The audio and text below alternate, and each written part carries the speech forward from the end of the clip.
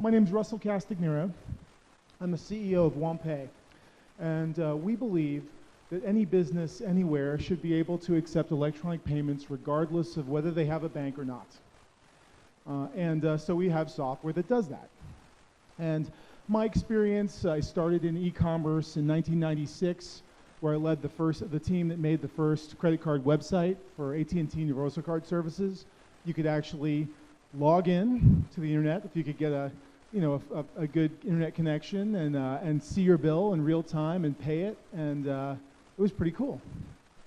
Then I went on to be the chief mentor for forcharity.com. Before 2000, it was very rare that you could actually make a donation to a nonprofit with a credit card. Right? It was too expensive and hard for them to deal with. We're the ones who sort of broke that ground, and now it's one of the first few things that you do with a nonprofit, a charity, is you make it so you can take donations. And then for 13 years before I started Wampei, I was the president of Hawaii Information Consortium, and we had the contract to provide all the electronic government services for the state of Hawaii and the counties. And we did all sorts of great stuff. We got to implement systems that were the Secretary of State, business registrations, paying your taxes, campsites. We were the first state to implement weddings, and you could even go online and order Obama's birth certificate, which was very popular for a while. During this, we processed about $2 billion in payments a year, and we burned through the 3 biggest banks in Hawaii, as well as 2 credit card processors, because our volume and all the different standards and how afraid they were. And I learned that banks were horribly afraid of electronic payments because their systems are so old, they're inherently insecure, and there's a lot of risk. One thing we don't understand is when you pay your bills with an e-check, right, with an ACH withdrawal, it's a credit transaction for a bank. So we would have $150 million days, and I get a call frantic from them saying, what the hell's going on? Why do you have $150 million in payments today? And I tell them, well, the average is like $300, so what's the big deal? That's not much of a risk. So I decided that I needed to fix this, and so that's what started Wampei. And then in 2017 was when my co-founder and I started it.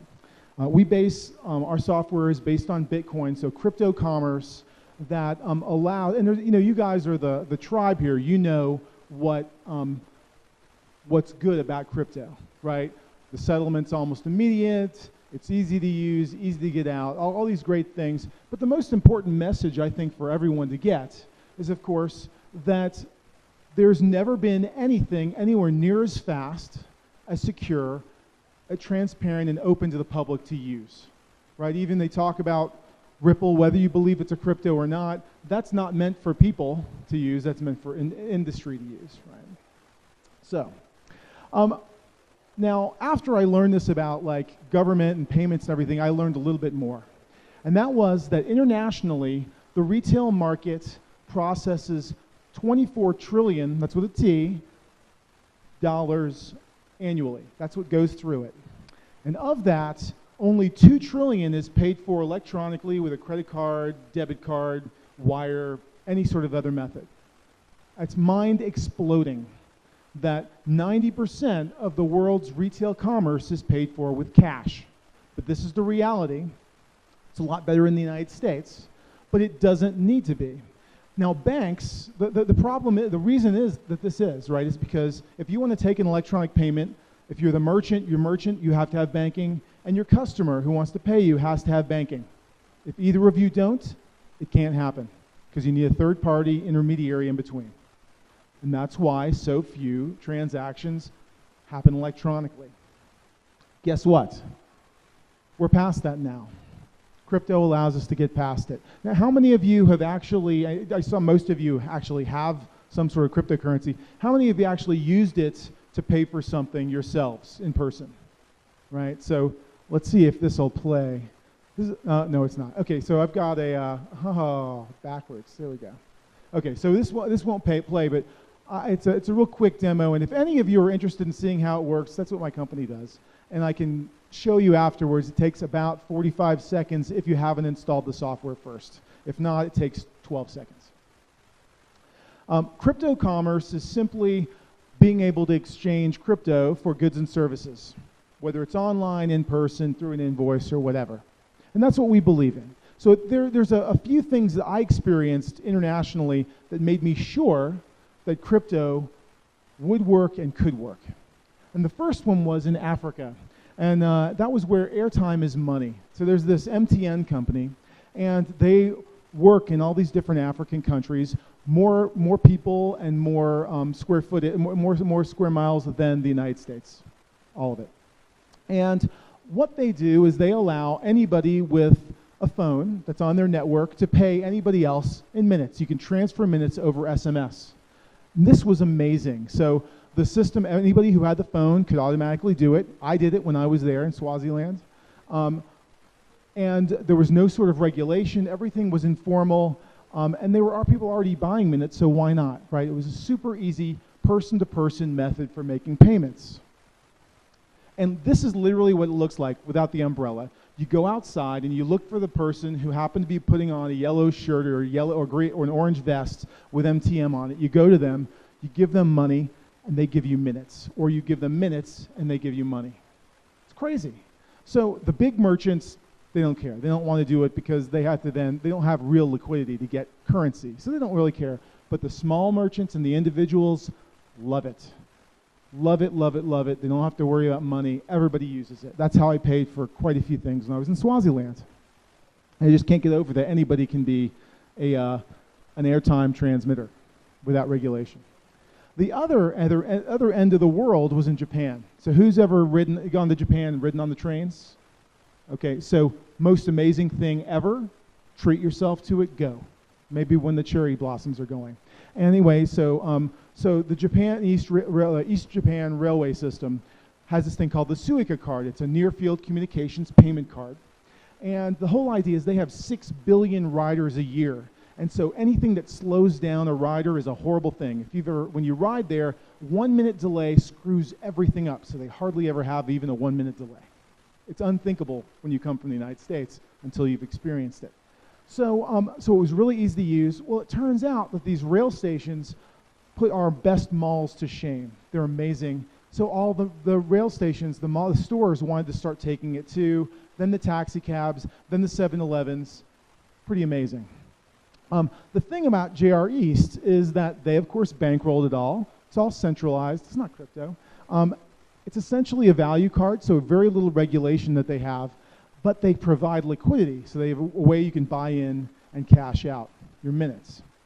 Now, just like in the case of your minutes on your phone, you lose your phone, you lose your minutes. In this, you lose your card, you lose, even worse, somebody can come and steal the money out of your near-field card because it's not that secure. But people don't care because it's so freaking easy, right? It's so easy to use. Everybody is using it, and it's got a cute little sort of Gen 2 picture on the card. It's great to use. Now, the large merchants don't really use it that much. It's kind of tepid, but the small merchants and the medium-sized merchants love this thing because they get liquidity. So what, right? This isn't crypto. So why am I talking about it? Because the important message here is it doesn't freaking matter. The technology behind it doesn't matter when you're talking about making payments and consumer things. All they care about is does it work, right? It doesn't matter that it's insecure. It doesn't matter that it's not transparent. It doesn't matter anything except it is so easy, how could I not do this? And that's the lesson that as people who are into crypto and crypto economists or crypto economics people, they should know this.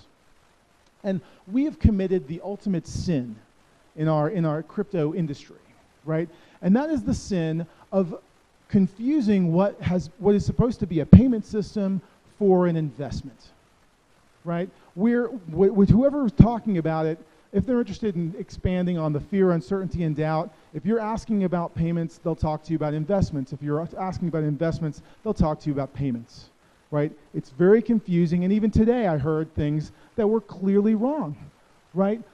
Crypto is insecure. No, you know what's insecure? Is putting your money into something that was meant to be a Magic the Gathering website and putting a lot of money. That means you're stupid, you know, and it's your choice to be stupid. It's your choice to put money into an exchange that doesn't necessarily have any sort of backup for security. That was your choice. That's not the crypto. It's not the crypto's fault. There's lots of other FUD I can talk about, but enough of that. So let's talk about what we should really be talking about, right, when we talk about adoption of cryptocurrency for payments. And that is, as of January 1st, there was a survey that came out. There were 3 more that have come out and shown similar numbers that between 5 and 7% of adult Americans own Bitcoin. When you include the other cryptos, it goes up to 9% overall. Over 60% of adult Americans know what crypto is, know what Bitcoin is. Okay, that's a long way. Now, if you look at these other technologies, which have icons that are kind of hard to really comprehend what they mean, you have multimedia, 2001. That was when it hit 5% in the United States. You have the broadband internet. You have social media. You have ebooks. You have tablets. And then finally, crypto. Once a technology hits 5%, you're basically 24 months away from widespread adoption and availability. So we've got 18 months, thereabouts, before we have widespread adoption. That means if you're a business, great potential here. Why would a merchant accept crypto, right? You know, it's so easy to take credit cards. Why would you even bother going that? Well, there are lots of businesses that have banking challenges, right? And the banking challenge doesn't just mean you're a cannabis business and you can't get a bank that charges you less than $3,000 a month to have a truck drop off money there and write checks, right? It also means that you maybe have a slightly high-risk business, so you're paying too much, or you're waiting to have your money, they're holding your money too long. Lots of different reasons. If your margin, let's say your margin is low, you got a 30% margin and you're paying 5% in credit card fees, guess what? That's 1/6 of your margin. It's gone for payment processing, which isn't necessary anymore. I won't get through all these things. Fraud is huge. It's $20 billion in fraud a year in the United States alone. Now, maybe you think that's not a big deal. I'll show you why it is in just a minute. And maybe you just want to appeal to a cool crowd, like EOS Tribe or some other group that actually has crypto and they want to spend it. Some things about credit cards you probably don't understand is most people who take credit cards have no idea how much they're going to get charged for every single payment. Some of them make it a little more streamlined, but most of them have different charges per different thing. So there's a thing called a base charge, then there's an interchange fee, and then there's a swipe fee. These things all add up to how much you're going to get charged. Depending on your profile as a business, low risk, maybe you'll get your money in a couple of days and you'll keep 97 cents on the dollar. If you're super high risk, you're going to get your money in 45 days and you'll keep about 85 cents on the dollar. Starts to look pretty crazy. And then average ATM fees. Guess what? The average ATM, every average person is pulling money out and they're paying about $21 a month just to pull out their own money. Average person goes to a bank about 7 times a month and pays about $3 in fees. If you're in New York, it's more like 5. It's kind of crazy. You can't read this, so I will read it for you. Oh, you can't read it. So the opportunity for fraud is huge in credit cards, right? You pass your information up to a merchant. They scan it. It goes through several different companies. All of them have to secure your information. And that $3 can of Rockstar that you bought now puts your entire credit limit at risk, right? So it's a hassle you have to do, but you're not really out the money, except the merchants are out that money, and they pass that money on, that cost on to you in subsequent charges. Okay, that's why the $20 billion in fraud is a big deal for us as consumers. When you're talking about a payment with crypto, excuse the plugs for our software, but basically you've got a merchant that's going to display a QR code that you're going to scan. You're going to send the money directly to that merchant, and they're going to accept it. They're going to see that it's on the blockchain within 12, 15 seconds, and they say, great. And there's no beep, beep, beep telling you forgot to pull out your card in time. And guess what that is? There's no worry about fraud. There's none of the other stuff. It's a lot faster. Getting crypto is simple. Getting in and out of the network is not hard anymore. There's ATMs all over the place. Modern Tender's a local company. I saw over there, there's a guy who's working on software on on a New England Bitcoin ATM. It's pretty cool. Just through that hall, you look in and you'll see they've got the guts open. But it's really easy. You can find them on Coin ATM radar. Then, of course, you can use wallets like Edge. They're non-custodial wallets, which is great, and they let you buy with a credit card. So you can buy Bitcoin, spend it almost right away. You've also got different services like local Bitcoins or Wall of Coins. You go to them, you meet up with an individual at a coffee shop or a bar, you give them some money, they give you Bitcoin. That's how I did it the first time. It's great. No KYC either. Awesome. And then, of course, the way that everybody talks about it is you go and you spend the week it takes to get set up on Coinbase, Uphold, Gemini, Robinhood, fill in the blank, right? They do all the KYC. They track everything you do. They report everything to the government for taxes, which is all cool and very nice because they're essentially like a bank, right? So they're going to report everything as they should. But it's expensive. So now we know where to get it. Now why? Now this is important as consumers that everyone understands this, and I'm always surprised at how few people have done it.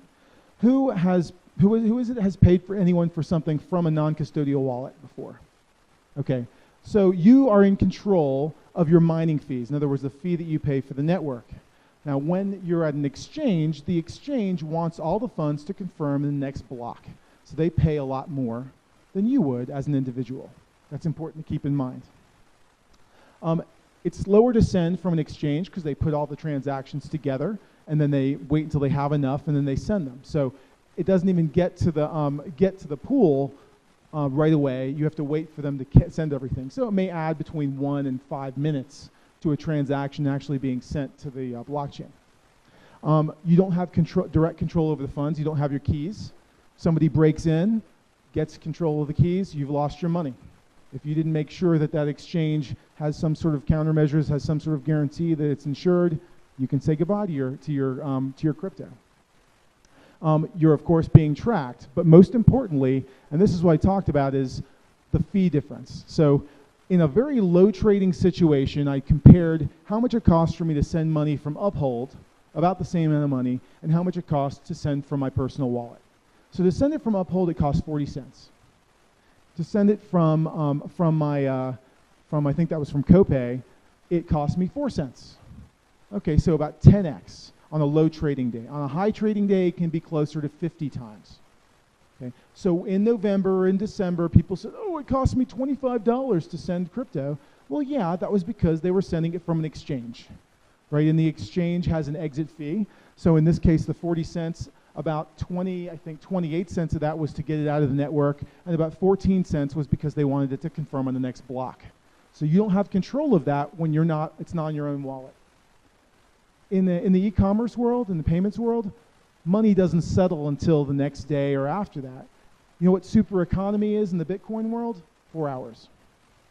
That's like, oh, slow. That's really slow.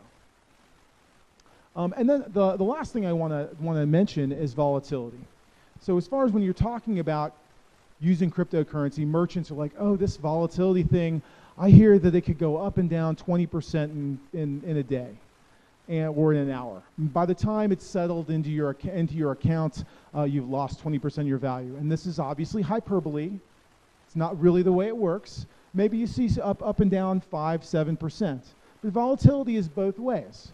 So this is about a month old, but you can see that basically for every day, if you use a 365-day average, you're going to make about 0.5% per day holding it in Bitcoin. And then if you use a 90-day average, it was a little bit more than that. Why is this? Because even if you have good credit, you're going to keep 97 cents in the dollar for every payment that you get. When there's volatility, some days you're going to get 102 cents. Some days you're going to get 98 cents. But you're almost always going to do better than what you're paying for credit cards. And the higher your risk profile, the more you're making by taking crypto. So I don't have a lot more, and because I cut out a couple of the things I was going to mention because we're running low on time. But what I want everybody to understand is that cryptocurrency is here now in the real for payments. Okay, everybody talks about the hard limit of 7 per second, yada, yada, yada. Well, you won't be able to tell if you use Bitcoin for payments. You won't be able to tell that there's a limit. You won't be able to tell any of those things. All the advances that have happened between SegWit and side chains and Lightning and all that stuff, it's actually been realized, and it's now cheaper to send payments with Bitcoin than it ever has before. So I recommend whenever you go anywhere to pay for something, you actually ask, hey, do you take crypto? Do you take Bitcoin? Because I'd like to pay you in that. And if you're a hodler and you seem like religiously motivated to keep all of your Bitcoin and Ether and EOS all to yourself, right? Just go buy some more and use that to spend. You can keep the stuff you're investing, go buy more and then spend it, and buy more and spend it. It's real easy, right? You don't have to worry about it. But the more people are using crypto, the more valuable your crypto is. It's also easier and more inclusive. And when you go back and think about the real opportunity is that 90%, $22 trillion for retail is being left on the table. Banks can't grab it. Banks at best want to grow from 1% to 2% every year. So that would mean in 40 years, they'll have about 30% of the world's retail given that kind of growth. Okay, the only way that we can get e-commerce brought to the people who don't have banking and won't have banking anytime soon is through cryptocurrency and through crypto payments. So thank you very much. Anybody have any questions?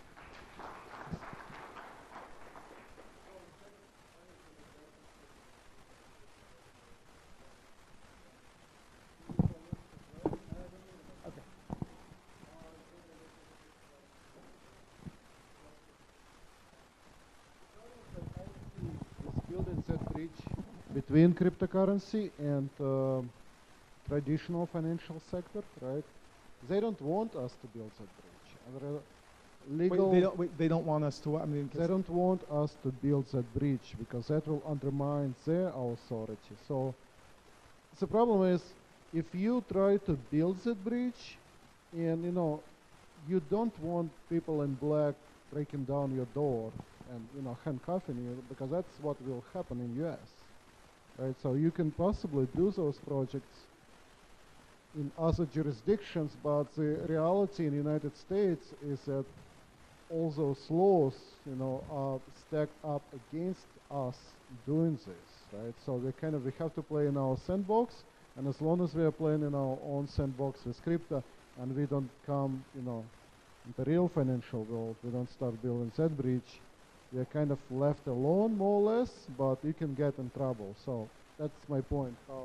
I mean, I think it's a great point, but I think it also presupposes that everyone wants to play in this regulated sandbox. And I think where the real opportunity is the U.S. government has really not come out against. In fact, it's been supporting Bitcoin and Ethereum. They just take very positive stuff. And in Colorado, the same thing. As long as you're not setting up an exchange and doing those kinds of things, they're happy for you to go. Actually, it's easier for them to trace it than it is cash.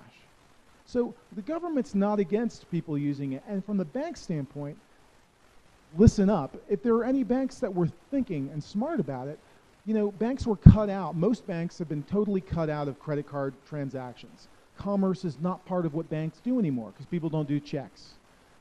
ACH, they lose money on. It's a pain in the ass for them. So for the first time, and every bank wants you to use their mobile app because it gets them really excited. I don't know why. But just think if instead of going to an ATM, you go and you use your money, because they know you, to buy cryptocurrency that goes to your non-custodial wallet on your phone.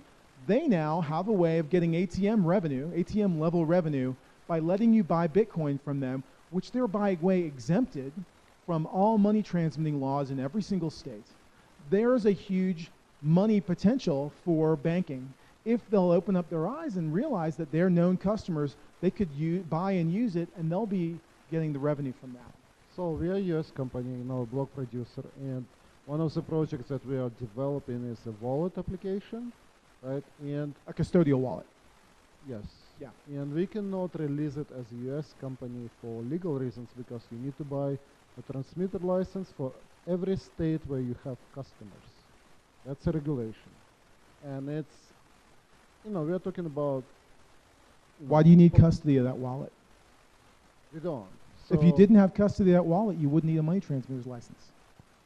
If they were your customer, And you didn't have, and it was, you decided to leverage the open source version of Bread or open source version of Copay, white label it, brand it, give them some you could do everything you want to do. Yes, you can do it with open source, but with, let's say, iPhone wallet, right? You actually take ownership of that wallet. You know, you take responsibility, you publish it on the Apple Store, you as a company stand behind that wallet. So if you have the keys, I mean that's but okay, yeah, I mean I understand. I get your point for sure that if you're in the regulated business space and you want to move in and keep custody of these things, you're going to have more things to jump through. But if you're from the other side, from the consumer payment side, you don't necessarily need to jump through all those hoops. And a lot, like many states have said explicitly that these transactions, you don't have to worry about them. They're not money transmitting. Any other questions? Yes, sir. Thank you, though. Similarly, on the regulatory front, how do you deal with adoption of crypto payment if the U.S. government considers that a commodity? So technically, every time you go and buy a cup of coffee with Bitcoin, you're supposed to record it that you've sold Bitcoin that was previously bought at a different amount and actually report that gain or loss on your tax return. How do you deal with that in broadening the adoption, in your opinion? In most cases, you're not going to have, that's not going to be a major issue for individuals. It's not something that the IRS is going to track. For merchants, it is. From the merchant side, sure, yeah, you're supposed to do that, but they have not given any sort of advice actually saying that you are. And they're following the lead of the states. And you know, one of the things on the Governor's Blockchain Commission that we've been talking about is having a limit. Okay, if you're doing a transaction that's beneath this much, then you don't have to worry about that. And I think that will be fleshed out in the next year. That's the next thing to give clear guidance to. But you can be pretty sure that there's absolutely 0% of the people that are using crypto to pay for things that are keeping track of their capital gains or loss for that coffee that they just bought. Yes.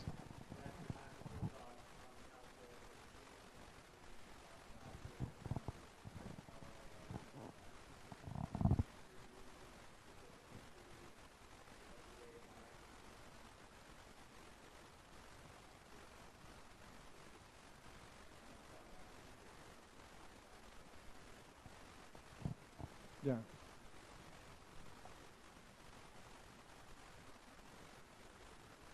There's an intelligence tax in a Lamborghini, so it's